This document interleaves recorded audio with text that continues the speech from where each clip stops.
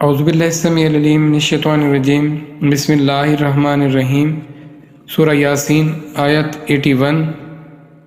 آوا کیا لیسا نہیں الذی وہ جس نے خلقا پیدا کیا سماواتی آسمانوں کو والارض اور زمین کو بقادر قادر علی پر ان کے یخلقا وہ پیدا کرے مثلہم ان جیسوں کو بلا ہاں واہ ہوا اور وہ خلاق بڑا پیدا کرنے والا علیم جاننے والا دانا۔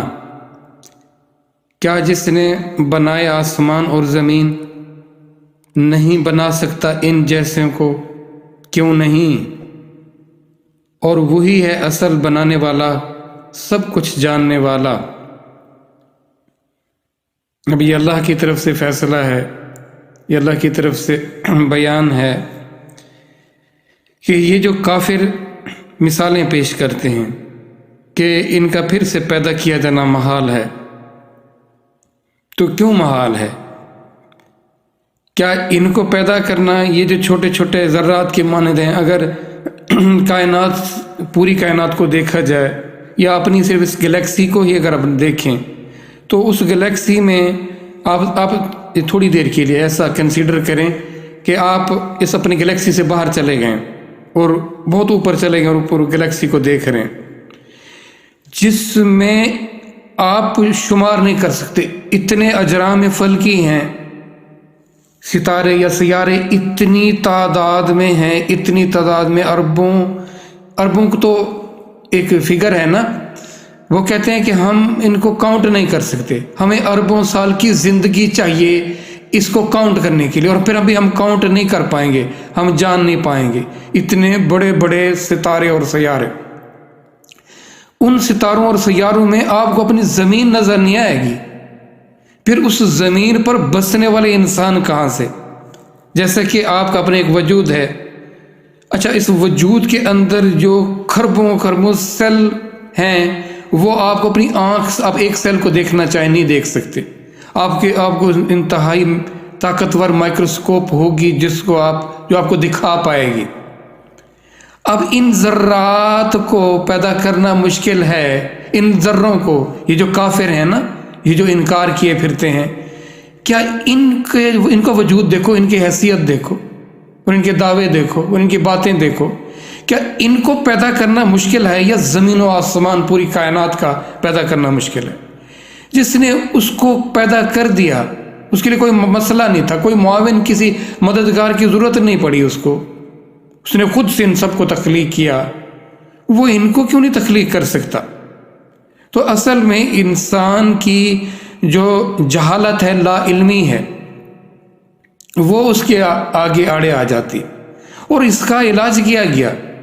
اور یہ قرآن جو ہے ہمیں وہ علم، وہ آگہی کے اس لیول تک لے جاتا ہے کہ کم از کم ہم خالق کو تو پہچان سکیں نا، اپنے مالک کو تو جان سکیں۔ پھر اس نے جو ہمیں احکامات دیے ہیں، جو اس نے ہمیں خبریں دی ہیں، اس پر خبر دی ہے آنے والی زندگی کے متعلق، اس کو حقیقت تو جانیں، اس پر ایمان تو لائیں، پھر اس کے لیے تیاری تو کریں۔ تو جو بنیادی علم ہے اس کو میسر کر دیا گیا، جو کہ میرے آپ سب کی ذہنوں میں وہ وسعت لائے گا، اس سوچ کو اس قدر بڑھائے گا، بہتر کرے گا کہ ہم حقیقت کو، حق کو جان پائیں گے۔ لیکن ستم کیا؟ ستم یہ ہے کہ جو آگہی ہمیں بھیجی گئی اس سے ہم نے آگاہ ہونا پسند ہی نہ کیا، اس کے ہم نے قریب جانا پسند نہ کیا، تو اس سے کس کا ہم نے نقصان کیا؟ اپنا ہی نقصان کیا، ہم نے سوچ کو بہتر نہ کیا، اپنے ویژن کو براڈر نہ کیا، بہتر نہ کیا، روشن نہ کیا۔ تو خدا را اس قرآن سے اپنے تعلق کو بہتر کر لیں تاکہ آپ حق کو جان پائیں، حقیقت کو سمجھ پائیں، پھر حقیقت کی طرف لوٹ آئیں، اس حق کی طرف جو کہ حق ضروری ہے، جس کا جاننا، جس سے آگاہ ہونا بہت ضروری ہے، جس کو ہم نے غیر ضروری سمجھا ہوا یا مؤخر کیا ہوا، وہ مقدم ہے، وہ ضروری ہے۔ اس سے جاننا، اس کو جاننا اور مسلسل اس سے وابستہ رہنا۔ جس لمحے ہم اس حق سے دور ہوں گے تو ہم اپنی حقیقت کو بھول جائیں گے، ہم اپنی منزل، اپنے راستے کو بھلا بیٹھیں گے۔ اور ہم نے یہی کیا ہوا ہے۔ رابطہ، دیکھیں نا، کسی چیز کو بہتر رکھنے کے لیے اس کو مینٹین رکھنا ضروری ہوتا ہے۔ میری آپ کی سوچ اور فکر کو مینٹین رکھنا بہت ضروری ہے، کیونکہ اس پر حالات اور واقعات کی گرد پڑ جاتی ہے۔ جس طرح آپ اپنے گھروں میں رکھی ہوئی چیزوں کو، اپنے گھر کو کیا کرتے ہیں، صاف کرتے ہیں، ستھرا رکھتے ہیں اس کو، اسی طرح اپنی سوچ کو، اپنی فکر کو بھی فریش رکھنا ہے۔ اس کو طاقتور رکھنے کے لیے، اس کو بہتر رکھنے کے لیے آپ کو اللہ کے کلام سے، اللہ کے یاد سے، اللہ کی محبت سے آپ کا جڑنا بہت ضروری ہے، جڑے رہنا۔ 5 وقت کی جو آپ کو نماز دی گئی، وہ اس میں بھی آپ قرآن پڑھتے ہیں نا، اللہ کی تسبیح کرتے ہیں، آپ اللہ کو یاد کرتے ہیں، اللہ سے تعلق کو بہتر کرتے ہیں، لیکن اس میں بھی ہمارا تعلق بہتر نہیں ہوتا۔ ہم جو کہہ رہے ہوتے ہیں ہمیں اس کا پتہ ہی نہیں ہوتا کہ ہم کیا کہہ رہے ہیں۔